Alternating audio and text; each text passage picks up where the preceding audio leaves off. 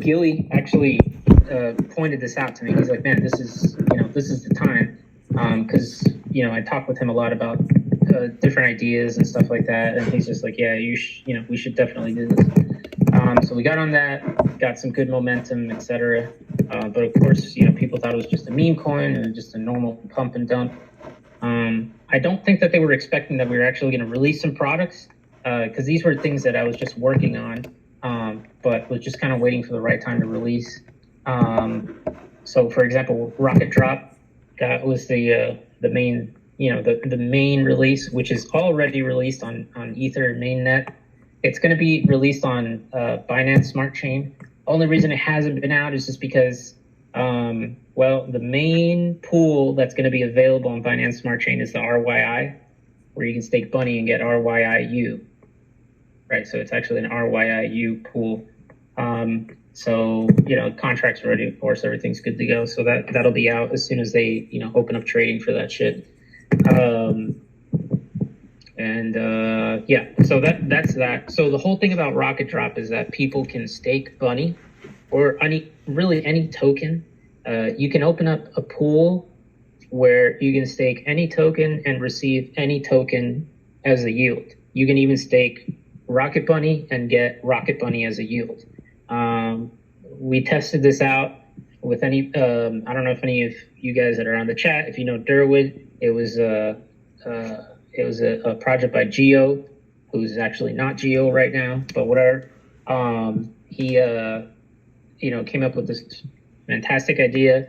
I helped him put it together during that time. Then the idea of Rocket Drop came out. Originally it was called the vending machine. Basically, you put in tokens and get new tokens. So I put together that contract. I'm like, man, this actually is a pretty fucking cool idea. So decided to release that. Rebranded it under Rocket Drop, and So the whole idea, you stake your tokens and you get different tokens. Now, that was just version 1. So version 2, which I adjusted, is that you can create liquidity for projects just for people staking. Now if everybody's familiar with what the fuck is that shit called, Pancake Swap, they've got like the initial farm listings and shit like that. You stake LP and then you get a new token, they burn cake and whatever. Well, with this one, you would stake Bunny, and then from that Bunny that is staked, you can actually create liquidity for new projects. So like, let's say, token XYZ, they want to release, they want a little bit extra liquidity. So people would stake Rocket Bunny, and then they would get XYZ token. Now, the liquidity comes from the fact that the Bunny that gets staked, you don't get the yield from it because it's in the contract. So that yield is pulled out and used for liquidity for XYZ token. On top of that, you can also create a small fee for staking, so like $1, $2, stuff like that. So like everybody pays like $1 to stake, right? And then they pay $1 to unstake, or they pay $1 to claim the rewards. So all that shit adds up. It's pretty insane how many people actually do this, and it creates a lot of transactions. And then those fees add up, and then they can be used to push either automatically or indirectly into a liquidity pool for that new token. And that's the major difference between what Pancake has and what we've got. So it's a really interesting concept. I honestly have not seen it anywhere else. I don't want to say we're the only ones, because who the fuck knows, this is crypto. So that's the major difference. And on top of that, it also lets projects that are already established, because I've seen this a lot. There was just nothing out there that would allow you to do this, where project A goes to project B and says, hey man, you have a farm, we'd like to give your holders some of our tokens. So basically we can spread the word out about our project.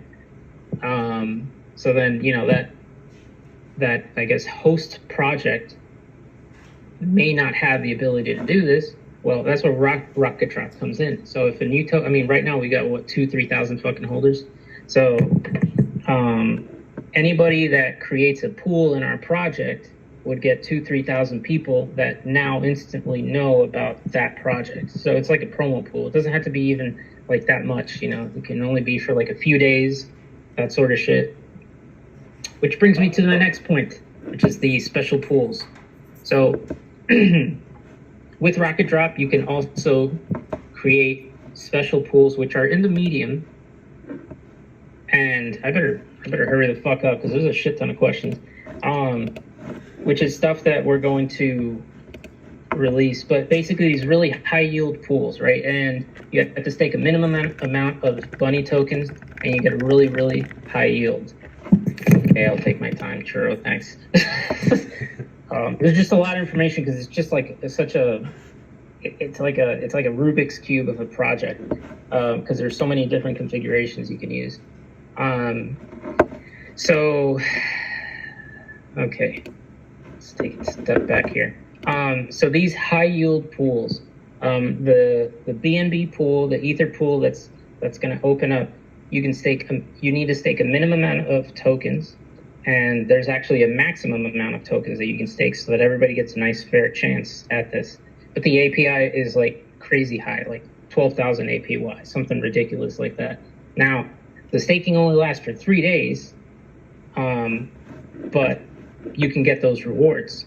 Now, of course, the idea with this shit is that, so like I did the math, a certain number of people that have, let's say, over 1 ether of Bunny or Pocket Bomb, right? Or so it's like, okay, well, you need to have this amount. So a lot of people will then say, okay, great, I can get this ridiculous ass APY, but I need to buy a little bit more Bunny. I need to buy a little bit more Pocket Bomb, you know? So they buy a little bit more. And it all fucking adds up because we've got thousands of holders, right? So they buy that stuff, then they stake, they get a stupid APY, they get paid in BNB or they get paid in Ether, and it lasts only for 3 days. So there's like a nice mad rush to get all that stuff. And then they unstake, they claim their rewards, everything's good. And then that does create demand for both tokens. Everybody's fucking happy. Everybody gets a nice APY. The price goes up. And then everybody's like, oh my God, you know, this is fucking awesome. This is ridiculous. How can you do this? Like, well, mathemagic. So then the idea is to consistently open up these pools with high APY, continue to increase demand for both tokens. And that's it. I mean, I don't know how much more to explain. I think you can understand what I'm fucking getting at here with this. So it creates a demand. So that's the main product that's already been released. That is already out. Now, let's see. Rocket Swap. That's the next one. All right. So what is Rocket Swap? So this is something I've been kind of teasing for a while, mostly because I've been testing out the concept of this and whether it actually works out from a math perspective. I'm sorry, but I can't give you a lot of details about this as far as like how it specifically works, but what it lets someone do is that it lets you open up a pool and lets you open up a swap pool for a token with more liquidity than you can put into it. Okay, so that sounds fucky as shit, right? But it works out. Let me explain. So the way that Rocket Swap works is that it creates incentives for people to provide Ether to these pools, among other things, which then can, how do I say this? It can like double, triple, or 10x the amount of liquidity that you can put into these pools. So let's say you have a project or a token. You want to open up a pool. Yeah, you can go to Uniswap. That's cool. Or you can go to Rocket Swap, open up the pool. Let's say you only had 1 Ether. So you open up the pool. Well, now you can have 10 Ether of liquidity. Right? So why do you want more liquidity? Well, because when you have a large amount of liquidity, you can attract larger buyers. Which means that, your market cap can go higher, which means that more people can invest without slippage, which means that more people can buy your token without fucking the price.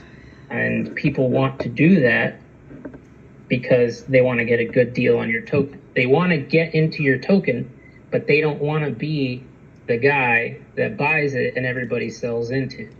Everybody knows that, right? That's how Uniswap works. You know, you have a token that opens up with half ether of liquidity.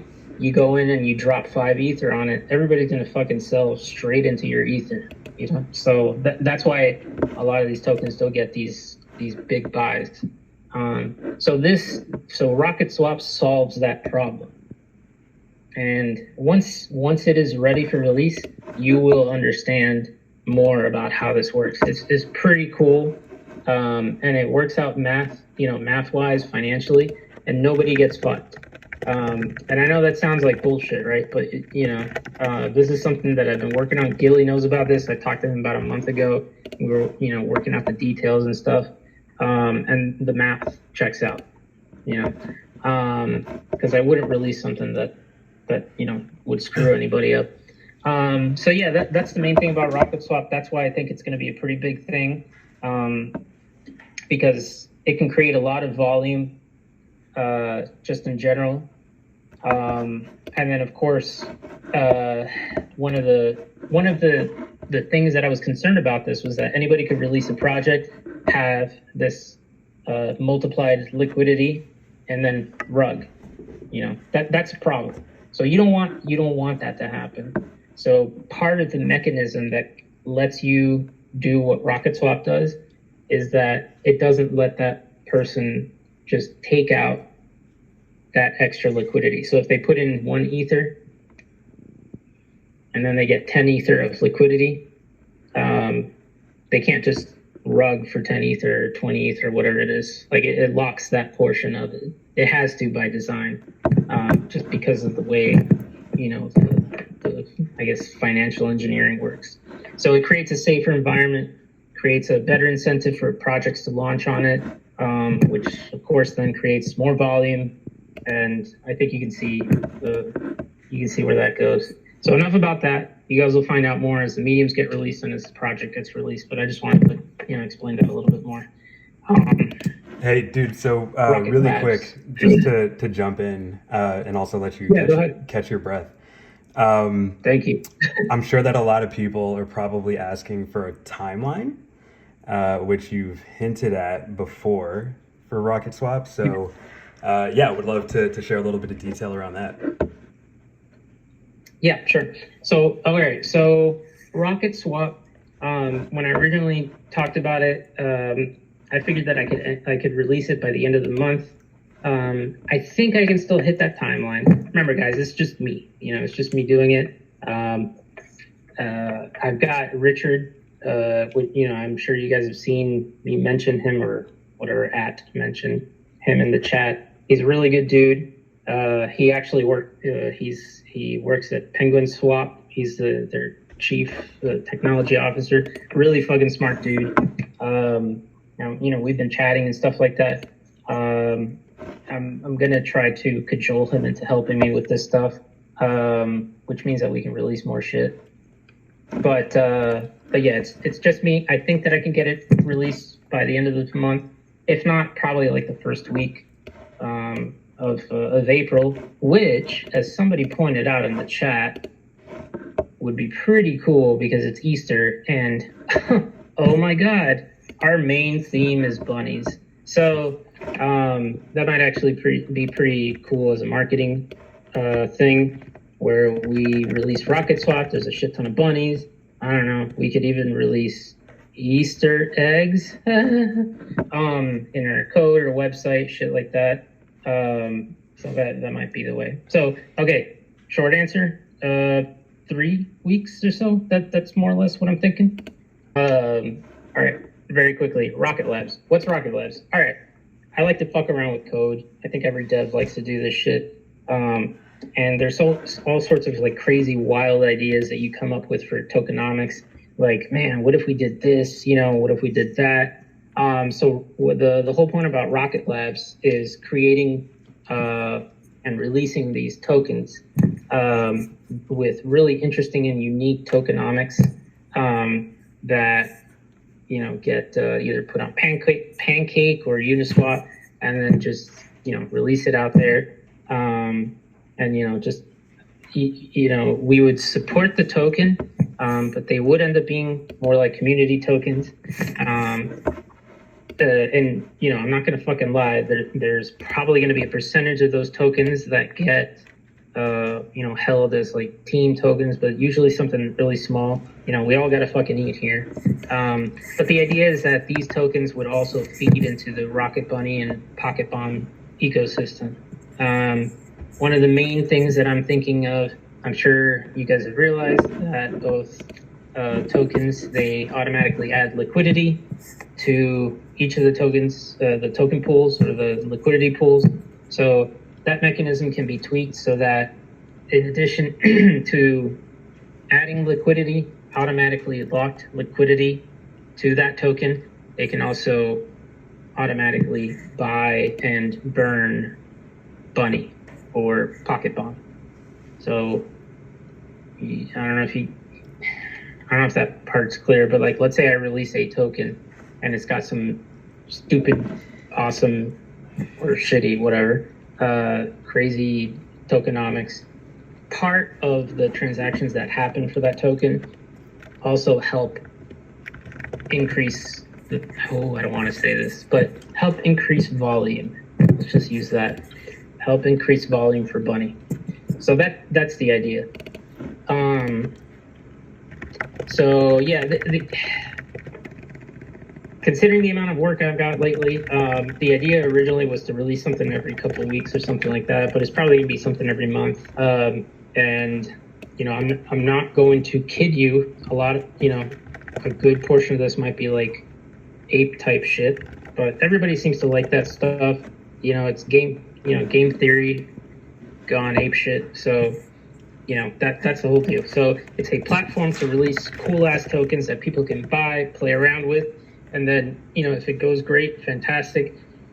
Community takes over, we support it, feeds into Bunny and Pocket Bomb, and there we go. So yeah, that's it. And of course, if anyone has a token idea, you can share it, get involved with that release.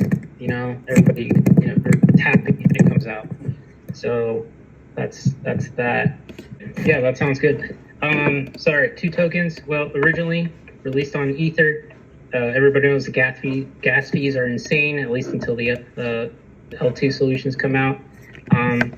Binance has kind of been taking us by storm, so we just expanded onto there, and we didn't want to leave Bunny holders behind, so we opened up Pocket Bomb. You can swap between them. It's through a pool, so that nobody gets fucked on this. So the idea is that both tokens, rise and fall, of course, together, because each one is an extension of each other. And if we expand to other chains, we do the same thing. So most projects, a lot of these RFI tokens, they have a burn address, and literally everybody just sends it to it's called the null address. I don't know if really that's what it's called. I'm a pretty shitty dev. So it's the typical burn address, and it's just all zeros. So if you go on Etherscan or BSC scan, you see a shit ton of tokens there. When I was developing this, I was just like, man, everybody fucking does that shit. Let's just, at least on Ether, I was like, you know what? I don't give a fuck. I'll spend the $50 in gas to literally release a contract, or to deploy a contract that doesn't do anything except that I can call it the rabbit's hole. Because I don't know, I thought it was funny back then. I still do. So that's where the burn tokens go. But if you look at the source code, it's completely verified. The only function it has is it's called where's tokens, and it just says, your tokens ain't stole, they's in the rabbit's hole. That sort of shit. And that's it. But there's no way to pull any of the tokens out. To actually take tokens out, you need a specific function that does an ERC20 transfer, but it's completely safe. There's absolutely no way to take those tokens out. So yeah, it was more like a gimmick. I will completely admit that it was a gimmick, and I did the same thing for both tokens. All right, cool. That's a good question, actually. Yeah, so every project does need some sort of marketing plan, and we're not fucking stupid over here. We understand that you actually have to spend some money on marketing. One of our holders actually participated in this. We got on BSC bombs. We got a nice influx of people. Probably kept about half of them as holders once they realized that we were down ass motherfuckers. So that was pretty nice. But on top of that, we have actually you, Churro. You put together some really nice fucking ads. We're planning on running them on 4chan, Coinzilla, and anonymous ads. And the idea is to do a two-prong attack marketing wise. So one part is, hey, look how awesome Rocket Bunny is. Look at all the shit you can do. You can stake tokens, get any sort of token, that sort of shit. And then the other side is just saying, hey, come to Rocket Drop, promote your token. If you are a good project, we'll let you create a pool here, or we'll create a pool for you. And then a lot of fucking people are going to find out about your project. So I guess it's like two different services. Make more money, or get more tokens. And the other side is, hey, get more people to realize that you exist, sort of thing. So that's coming up. We were kind of waiting for the CoinGecko listing, just so that, because when people see these ads, they're like, oh, who the fuck are these people? It's just another rug pull. Yeah. Well, so the CoinGecko listing is out. We've got a really decent market cap. That's actually a really good question. So mostly what I ask of people that are in the community is just maintain a positive atmosphere in the chat. Sorry. I see a lot of these projects that create this sort of tribalism in their community, and they're like, yeah, no, fuck them, fuck that. No. Don't, I implore you to not do that. The reason being is that it creates a toxic atmosphere.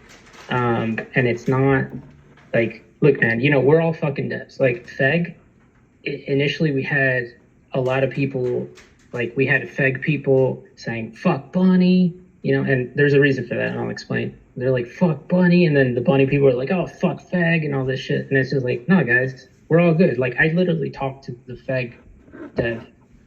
Some of their people, like, we chat, and it's all good. In fact, one of the people that's heavily invested in Feg is the multi-sig holder of the Bunny contract. So we're all good here. There's no need to shit talk.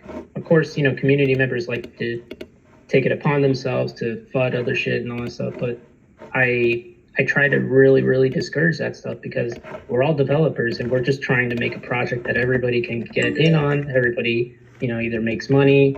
Well, I assume everybody would make money as long as you have patience, and just promote a very positive, uplifting atmosphere, because that's how we all rise together.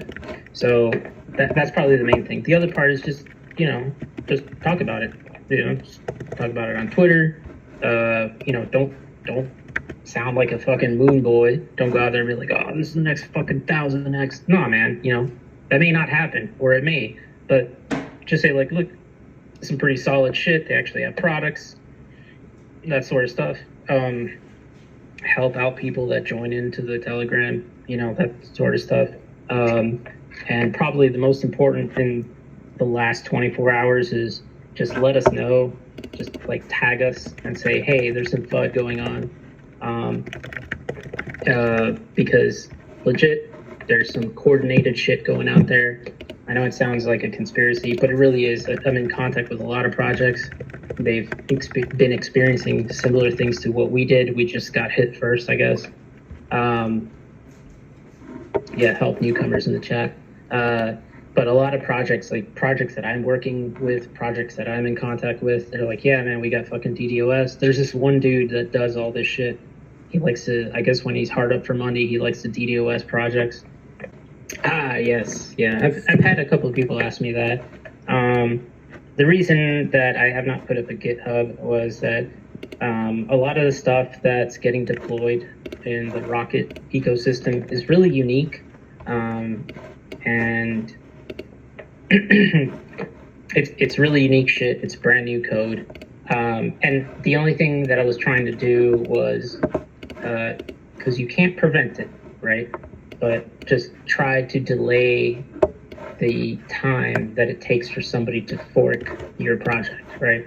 So, because once you verify on Etherscan, that's it, the shit's out there. But a lot of people just go through GitHub, they download the repository, fork, like it makes it very easy because that's, you literally upload all your shit up in that shit. So they just download, deploy, bam, they got a free project, So just basically trying to slow that down a little bit. But yeah, we'll eventually release it once we get some solid momentum, keep that first mover advantage, that sort of stuff. Yeah. It's not like a hiding thing. It's more like trying to protect our holders and really, shit, I'm a big holder bunny, so I'm trying to protect my shit too. So let me put this a little bit in context, right? So this random ass dude releases a coin that seems like a meme coin, right? So you're like, man, I don't know who the fuck this guy is. So you drop 1 ether into this because you go into the chat and you're like, okay, this guy sounds like he's not going to rug. He just sounds this way. So you're like, all right, I'll give him an ether. So you dump that in there, you buy the token, and you follow the chat, you see what's going on. There's projects, there's stuff getting released. So a month later, now the price has gone up 100x, 1000x. You took that risk. That person took that risk and said, you know what, fuck it. I'll put in 1500 and see what happens. That person is entitled to take some of those profits, just like the developer is also entitled to take some profits, Yeah, this is a community. We want to help everybody. We want to create a really cool atmosphere. But motherfucker, people got to get paid, Like there's fucking bills and shit. Like people get such a hard on for like team tokens and, large wallets. It's like, bro, I'm pretty sure that when you go to work and at the end of the week, if you don't get a check, you're going to be fucking mad, So imagine us. We spend a whole week and people get mad that these people, sell and stuff. That's just normal. So just keep that in mind when you start bitching about whales and stuff like that. And honestly, I chat with all the whales that are holders of Bunny and to keep people from dumping large amounts, right? On Ether, the big part is that the gas fees will potentially discourage people from selling multiple transactions. Of course, if you literally 10x their money, they may not give a fuck about those gas fees, right? That's just normal. But it works as best as it can. I am working on some concepts for that, but we also have to be fair to everybody. You can't just stop people from selling. They literally gave you money to do your project. So what can you do? It's just like the fucking stock market. So yes, I would say that it is working as intended. I think it does reduce the amount of selling. Will it reduce dumps? No. You can't do that. But you try as much as you can to discourage swing trading, I guess. That's probably the main thing you want to discourage. Yeah, that's a good way. So I'll do this quickly but try to cover those points. So the bridge, the whole point is that, like I said earlier, we wanted to expand into Binance Smart Chain, but we don't want to fuck over our current Bunny holders. So the idea was to allow them to convert their Bunny into Pocket Bomb. Really, the only way to do that unless you. The only way to do that in a short enough time frame, right? Is there are other ways to do it, but they don't make sense from a time perspective. Is to allow people to wrap and bridge their token, and then they can swap for Pocket Bomb. Now, the original ratio was 1 billion bunnies to 1 Pocket Bomb. Why? Well, because a lot of people were fucking bitching about how many zeros were on bunny. So I was like, you know what? Fuck it. Let's lob off 9 zeros. Make it easier for people, to do that. The original intention anyway with the quadrillion tokens for bunny was to ride that wave of ridiculous token count tokens. So that that's the reason. But we were past that. People understand we're a serious project. Let's tone it down. Okay, so the ratio was just like that. It was supposed to be 1-to-1 value-wise. So why does it seem not to be? Well, because you can't fuck over people on either chain.